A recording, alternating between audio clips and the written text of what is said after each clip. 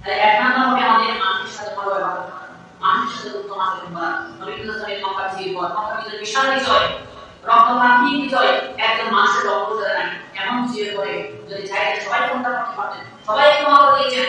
14 নম্বর দরজা হাদিস শরীফের মধ্যে লেখা আছে 14 নম্বর দরজা মানুষকে ক্ষমা করে দেয়। এজন্য সবাই ক্ষমা হন। যে মানুষগুলো আসলে অসত্য 16 বছর পর্যন্ত যে মানুষগুলো ইসলাম মধ্যে আমাদের বাইরে বাইরে থাকতে দেয় নাই, রাস্তায় রাস্তায় থাকতে হয়েছে, বিদেশ থেকে আসার পরে স্বামী স্ত্রী দেখা হয় এরকম অনেক শিক্ষিত মানুষ 3-4 বছর ধরে বিদেশ থেকে আসতো, স্বামী চেহারা একবারে না দেখা আমাদের পাশাপাশি এই মানুষকে ক্ষমা করা যায়। আল্লাহ রাব্বুল আলামিন আমাদের নিয়ে কবুল রাখুন।